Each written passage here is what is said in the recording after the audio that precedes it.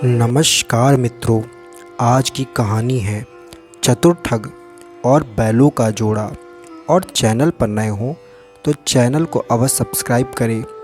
दोस्तों, आज की कहानी बेहद ज्ञानवर्धक और प्रेरणादायक है, तो निवेदन है अंत तक ज़रूर सुने। बहुत समय पहले की बात है। मुकेश नाम का किसान दोगलापुर नाम के गांव का रहने वाला था। वह अव्वल दर्जे का चालाक आदमी था।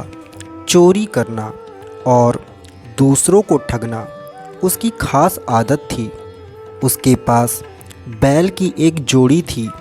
उसमें एक युवा बैल था तो दूसरा काफ़ी वृद्ध हो चुका था। एक दिन वृद्ध हो चुका बैल मर गया।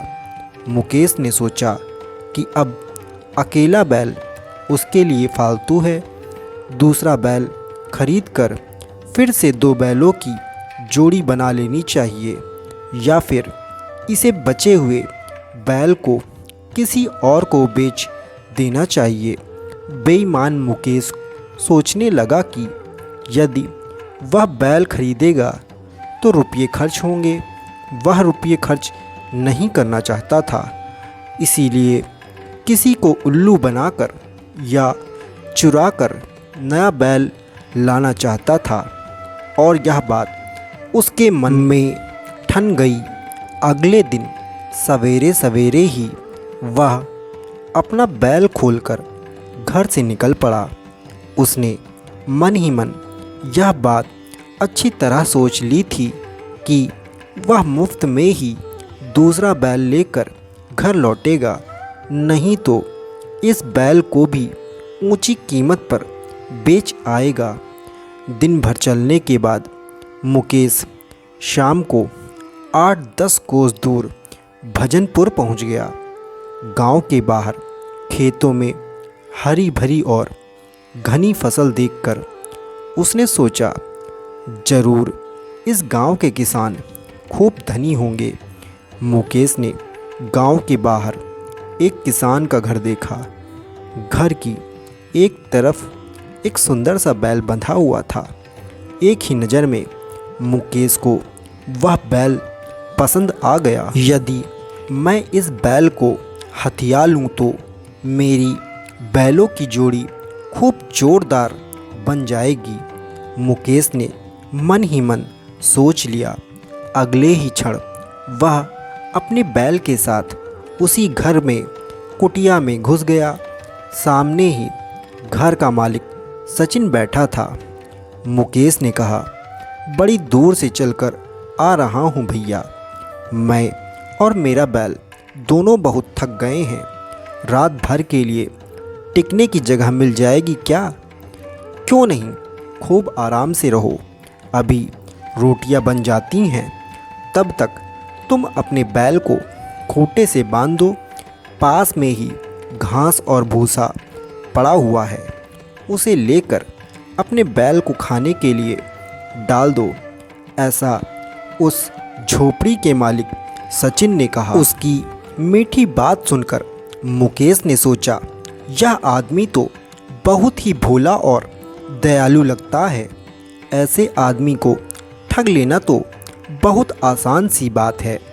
जब वह दोनों भोजन कर चुके तो सचिन ने एक कमरे में मुकेश का बिस्तर लगा दिया और खुद दूसरे कमरे में सोने चला गया।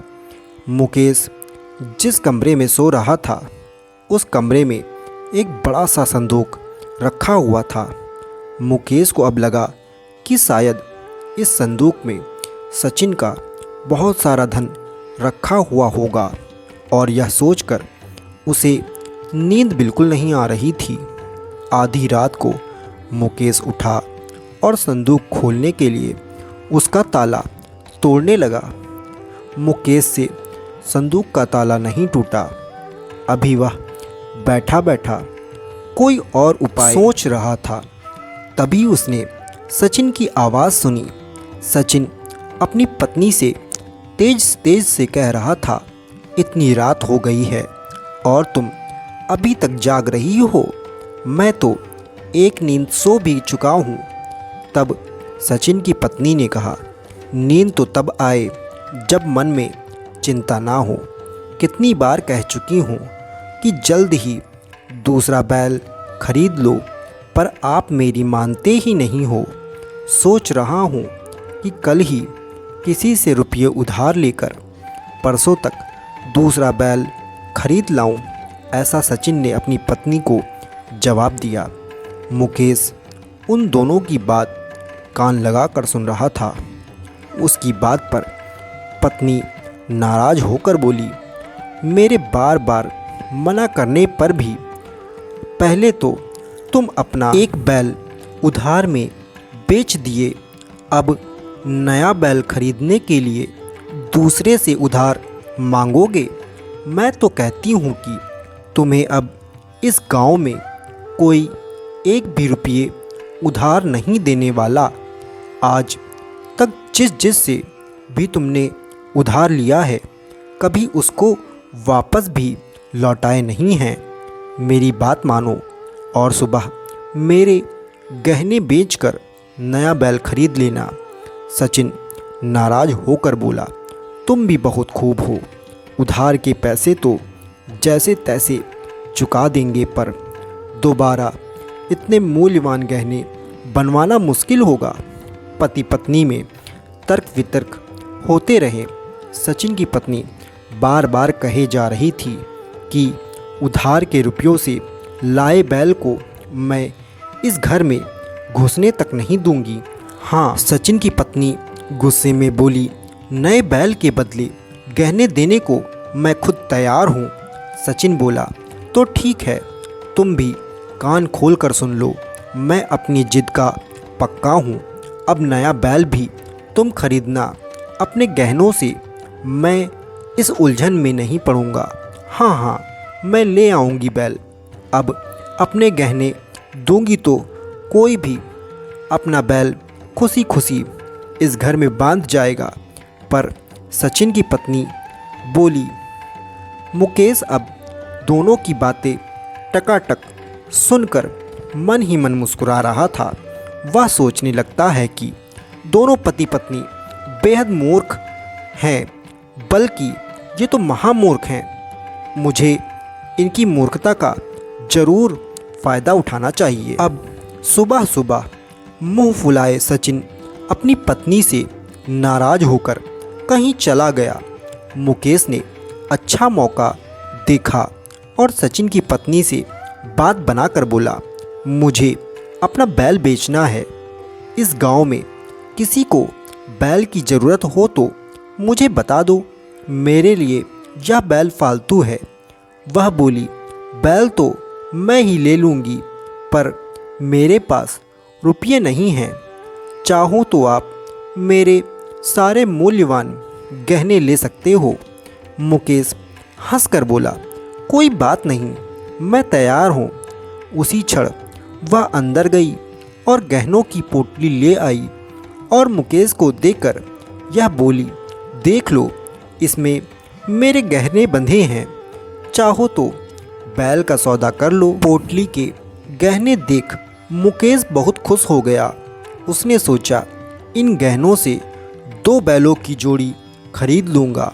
उसी समय उसने पोटली संभाल ली और बैल छोड़कर फटाफट अपने गांव की राह पर चल पड़ा। शाम तक वह अपने गांव पहुंचा।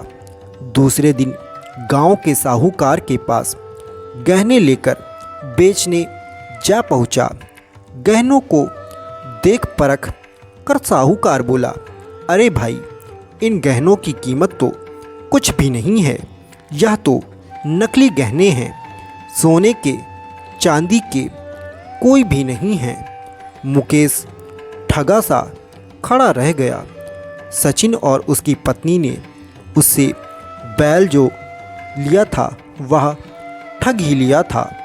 उसने अब जाना कि वह दोनों मूर्ख नहीं बल्कि महाठग हैं, जो उसे केवल मूर्ख बना रहे थे। मुकेश ने अब यह जाना कि वास्तव में वह दोनों मूर्ख नहीं बल्कि उससे भी कहीं ज़्यादा चालाक थे।